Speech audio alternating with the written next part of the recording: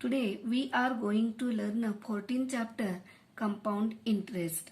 In previous standard we have learned a simple interest. What is meant by simple interest? Example, a person takes a loan from institutes like bank or Pathpedi with fixed rate of interest. After stipulated time, he repays the loan with some more money. This additional money paid is called as interest. म्हणजे एखादी व्यक्ती bank, पतपेढी अशा संस्थेकडून काही रक्कम ठराविक व्याजदराने कर्ज म्हणून घेते आणि काही काळानंतर घेतलेली रक्कम ती परत करते आणि ती वापरल्याबद्दल काही अधिक पैसे दरवर्षी मोबदला म्हणून देते. त्यालाच काय म्हणतात? व्याज म्हणतात. आणखीन एका पद्धतीने आपल्याला डेफिनेशन सांगता येईल ती सिंपल इंटरेस्टची. When at the time of returning the loan to the bank we have to pay back an amount somewhat bigger than the borrowed loan amount and this additional amount is called as simple interest. मग आता त्याचा formula काय आहे simple इंटरेस्टचा? तर बघा, I is equal to PNR upon 100. In this formula, I is equal to interest, P is equal to principal, N is equal to number of years and R is equal to rate of interest at PCPA. आणि so याच्यावरून आपण मागच्या वर्षी simple interest calculate केलेला आहे, सरळ व्याज काढायला शिकलेलो आहोत. In this lesson we study compound interest. Compound interest म्हणजे काय? तर चक्रवाढ व्याज. आता कंपाऊंड इंटरेस्ट म्हणजे काय ते बघूया. When bank calculates the interest after each year and it is expected that the interest should be paid by the borrower every year. If the borrower fails to pay the interest for 1 year, then the bank considers the principal and the interest of first year together as the loan for second year. Thus, for second year, the interest is calculated on the amount formed by principal of first year together with its interest. That is, for second year, the principal for charging interest is the amount of the first year, and thus interest charged by this method is called as compound interest. म्हणजे आपल्याला काय म्हणता येते बघा, की कर्जदाराने जर पहिल्या वर्षानंतर व्याज दिले नाही तर बँक दुसऱ्या वर्षासाठी मुद्दल व पहिल्या वर्षाचे व्याज मिळून होणारी रक्कम हे कर्ज आहे असं मानते. म्हणून मुद्दल आणि पहिल्या वर्षाचे व्याज मिळून जी रास होते तीच रक्कम दुसऱ्या वर्षी मुद्दल मानून पुढे व्याज म्हणून आकारली जाते. म्हणजे दुसऱ्या वर्षी व्याज आकारणी करताना मुद्दलाची रक्कम पहिल्या वर्षीच्या राशी एवढी असते आणि या पद्धतीने केलेले जे व्याज आकारणी आहे त्यालाच काय म्हटलं जातं? चक्रवाढ व्याज असं म्हटलं जातं. Let's see the formula for finding the amount by compound interest. बघा, A is equal to P into in bracket 1 plus R upon 100 bracket complete raised to N, where A is the amount, P is the principal and R is the rate of interest and N is the period. आता याच्यावरून आपण now we solve practice set 14.1. आपण सराव संच 14.1 सोडवणार आहोत. त्यातला first question आहे find the amount and the compound interest. त्याच्यामधला प्रश्न पहिला बघूया. तर काय दिले बघा, प्रिन्सिपल 2000 रुपीज दिलेला आहे. Principal 2000 rupees, rate 5 PCPA and duration 2 years दिलेलं आहे. याच्यावरून आपल्याला amount and compound interest calculate करायचा आहे. तर बघा, here principal is given P is equal to 2000 rupees, rate R is equal to 5 PCPA and duration N is equal to 2 years. Then write the formula A is equal to P into in bracket 1 plus R upon 100 raised to N. आता आपण त्याच्यामध्ये या फॉर्म्युलामध्ये किमती घालूया.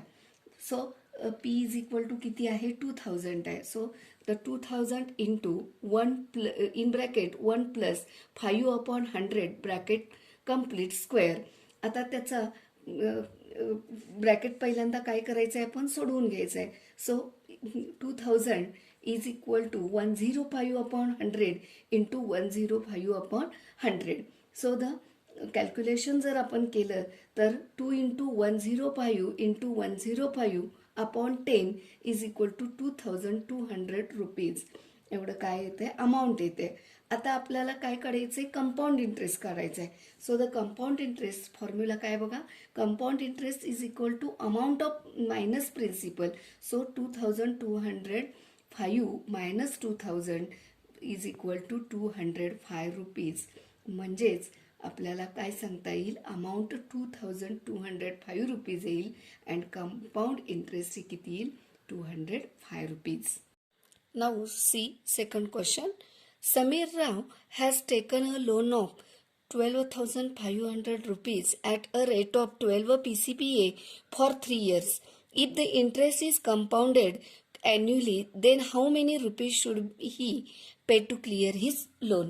म्हणजे समीर रावांनी एका पतफेडीतून दसादसे 12 दराने 3 वर्षासाठी 12,500 रुपये कर्ज घेतले. तर त्यांना तिसऱ्या वर्षाअखेर चक्रवाढ व्याज आकारणीने एकूण किती रुपये परतफेड करावी लागेल. तर बघूया आपण सोल्युशन याचं काय आहे. Then first write the formula. A is equal to P into in bracket 1 plus r upon 100 bracket complete raised to n. Then given value write in formula. Then 12,500 into in bracket 1 plus 12 upon 100 bracket complete raised to 3. So the bracket is calculated 12,500 into 1 plus 325 raised to 3. So then 12,500 into 28 upon 25 raised to 3. Then calculated the bracket to is, so therefore 17, the answer will be given 17,561.60. Therefore Samir Rao should pay an amount of 17,561.60 rupees clear his loan.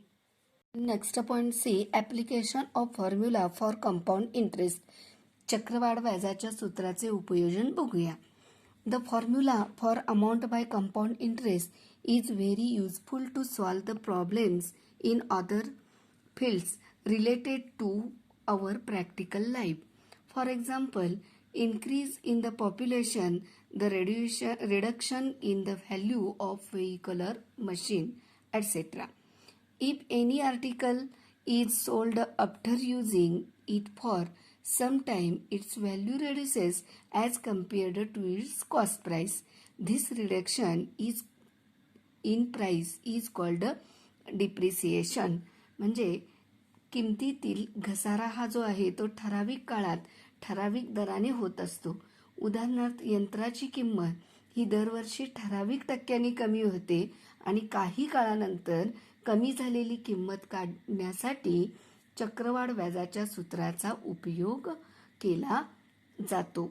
आणि ही किंमत काढण्यासाठी घसाऱ्याचा दर आपल्याला माहीत असावा लागतो आणि वस्तूची किंमत जर कमी होत असल्याने घटीचा दर हा म्हणजेच आर हा ऋण होतो आणि ऋण घेतात. आता याच्यावरून आपण प्रॅक्टिस सेट 14.2 मधली काही उदाहरणं बघूया. त्यातला फर्स्ट क्वेश्चन आहे बघा. Construction work of a flyover bridge. There were 320 workers initially. The number of workers were increased by 25% every year. Find the number of workers after 2 years. एका उड्डाणपुलाच्या बांधकामावर सुरुवातीला 320 मजूर होते. दरवर्षी 25% मजूर वाढवण्यात आले. तर 2 वर्षानंतर त्या कामावर किती मजूर असतील हे आपण बघूया. आता let's see the solution. Here P is equal to number of workers initially is equal to 320. A is equal to number of workers after 2 years. R is equal to rate of increase of number of workers per year is equal to 25% and N is equal to 2 years. Now write the formula. A is equal to P into in bracket 1 plus R upon 100 bracket complete raised to N. Now then write a given value in this formula. A is equal to 320 into in bracket 1 plus 25 upon 100 bracket complete raised to 2. आता बघा आता आपण काय करूया, हा bracket आहे तो सोडवून घेऊया. So the 320 into 1 plus 1 upon 4 bracket complete square म्हणजे 25/100. 25/100 25 100ला भाग घातलं तर 25 एके 25, 25/100 म्हणजे 1/4 आलं. त्यानंतर देन 320 इंटू 5/4 ब्रॅकेट स्क्वेअर म्हणजेच काय येणार की त्याचं उत्तर 500 येणार.